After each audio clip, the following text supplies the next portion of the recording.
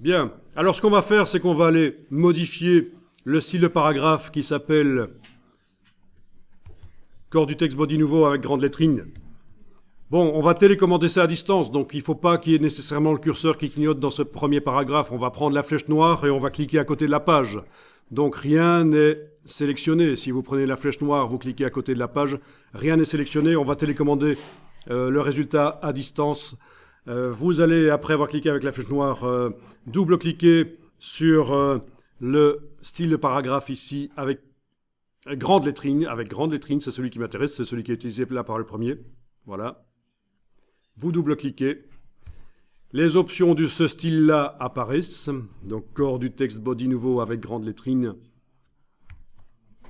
Et on va aller dire que, tiens, pour différencier, on va éventuellement faire en sorte que ce premier paragraphe de l'article soit en gras.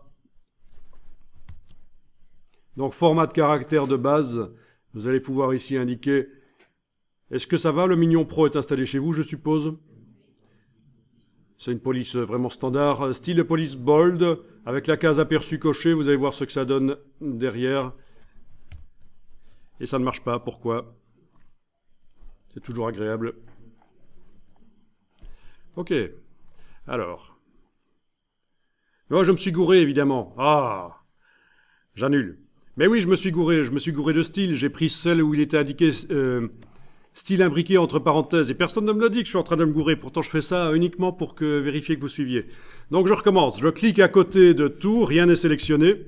Je vais double-cliquer sur le style ici, corps du texte nouveau avec grande lettrine, mais pas style imbriqué entre parenthèses, parce que ça, c'est un autre type de lettrine qui a été mis au point dans ce document. Un peu plus complexe comme type de lettrine. Ici, c'est des lettrines assez simples, elles ne font que dépasser par le haut. Il y a dans le document un autre type de lettrine plus complexe qui dépasse aussi, si on veut, par la gauche.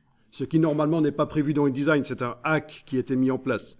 Mais donc ici, corps du texte body nouveau avec grande lettrine, tout simplement. Je double-clique là, voilà. Ensuite, format de caractère de base ici. Et je passe en Mignon Pro Bold. Et voilà, ça se voit tout de suite, ça fonctionne. Tout ça amène de la variété visuelle dans le document. Et ça peut être intéressant, surtout pour des documents à caractère ludique, loisir, divertissant. Ok. Enregistrer le document. On n'est jamais trop prudent. Je vais faire un t-shirt d'ailleurs avec ça. On n'est jamais trop prudent.